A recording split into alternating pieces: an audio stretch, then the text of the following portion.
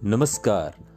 आप सुन रहे हैं द बॉलीवुड रेडियो और आज के इस पॉडकास्ट में बात राजेश खन्ना के ढलते हुए करियर की।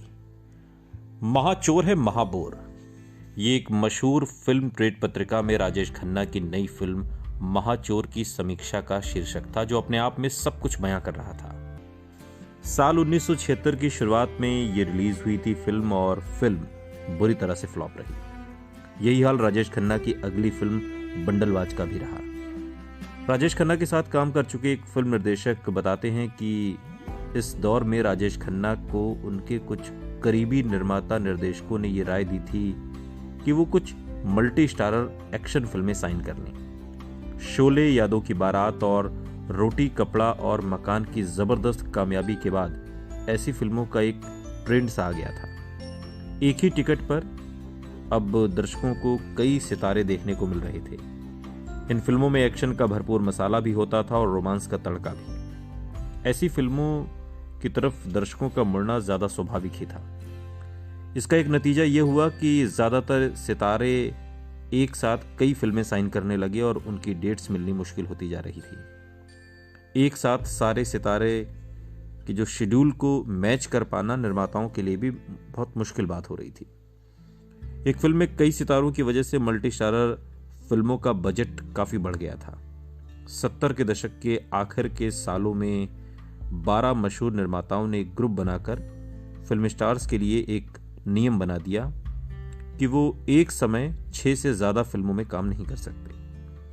उन्होंने ऐसे एक्टर्स की एक सूची भी निकाली जो 6 से ज्यादा फिल्मों में काम कर रहे थे, और हैरत की बात यह है कि लिस्ट में सबसे पहला नाम खराब दौर से गुजर रहे राजेश खन्ना का था। राजेश खन्ना उस समय करीब 20 फिल्मों की शूटिंग एक साथ कर रहे थे। यह काम के बोझ और ओवर एक्सपोजर का चरम भी था। इनमें से ज्यादातर फिल्मों में राजेश खन्ना अकेले हीरो थे और उनका सब्जेक्ट भी मूल रूप से रोमांटिक ही था। एक्शन फिल्मों को लेकर राजेश खन्ना शायद असहज महसूस करते थे। मल्टी स्टारर फिल्मों को लेकर भी उनका नजरिया साफ था। राजेश खन्ना मानते थे कि वो फिल्म का पूरा भार अपने कंधों पर उठा सकते हैं। ढलते हुए करियर के इस पड़ाव पर भी उनकी दिलचस्पी उन्हीं फिल्मों में ज्यादा थी जिसमें वो सोलो हीरो हों, अकेले हों। राजेश खन्ना की सारी उम्मीद अब शक्ति सामंत की फिल्म महबूबा पर टिकी थी। शक्ति सामंत उनके साथ अब एक 3 बेहद सफल फिल्में बना चुके थे अब तक, और पुनर्जन्म के सब्जेक्ट पर आधारित बड़े बजट की फिल्म महबूबा पर वो काफी मेहनत कर रहे थे। शोले की ऐतिहासिक सफलता के बावजूद राजेश खन्ना को अपनी रोमांटिक छवि पर बहुत यकीन था। वो ये मानते थे कि भले ही एक्शन फिल्में कामयाब हो रही हैं, लेकिन रोमांटिक फिल्में जल्द वापसी करेंगी। उन्होंने अपनी पूरी ताकत फिल्म महबूबा के निर्माण और पब्लिसिटी में झोंक दी। फिल्म में आर.डी. बर्मन का संगीत था और इसका गीत मेरे नैना सावन भादो बर्मन को बेहतरीन धुनों में से उनकी एक माना जाता है। अपने रसूख और प्रभाव का इस्तेमाल करके राजेश खन्ना महबूबा के रिलीज से पहले उसे जबरदस्त चर्चा में ले आए। अपेक्षाएं इतनी ज्यादा बढ़ चुकी थी कि उन पर खरा उतरने के लिए अब राजेश खन्ना को फिर से एक चमत्कार की जरूरत थी। राजेश खन्ना की साख दांव पर थी। बेहिसाब पब्लिसिटी के साथ जुलाई 1976 में रिलीज हुई महबूबा के शुरुआती दिनों में सिनेमा हॉल के बाहर हाउसफुल के बड़े बोर्ड नजर आए, मगर फिर अचानक पहले हफ्ते में ही भीड़ छंटने लगी।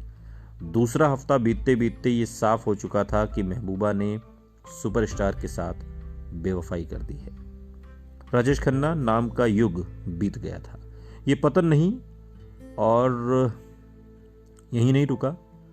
राजेश खन्ना की अगली 5 फिल्में भी बुरी तरह फ्लॉप रहीं। सवाल यह था कि अब वो क्या करने वाले थे। सफलता के कई पिता हैं और विफलता अनाथ होती है। राजेश खन्ना की बात कहते हुए अमर सिंह ने एक बार कहा था, और अमर सिंह ने कहा था कि मैं आपको अमिताभ बच्चन का उदाहरण दूंगा। सफल होने के साथ ही उन्हें जो सीढ़ी मिली उसका इस्तेमाल किया और फिर उस सीढ़ी को तोड़कर वो आगे बढ़ गए। इसलिए अमिताभ बच्चन सफल हैं। उन्होंने अपने आप को रीइन्वेंट किया और साथ ही is not an emotional fool Rajesh Khanna was. कहते हैं कि जब किसी शख्सियत का रुतबा कम होता है तो उसके प्रति उसके आसपास के लोगों का बर्ताव भी बदल जाता है। फिल्म पत्रकार हरमीत कथूरी को दिए इंटरव्यू में राजेश खन्ना ने खुद कहा था, एक एक्टर तो वही रहता है, बस उसे देखने वालों का नजरिया बदल जाता है।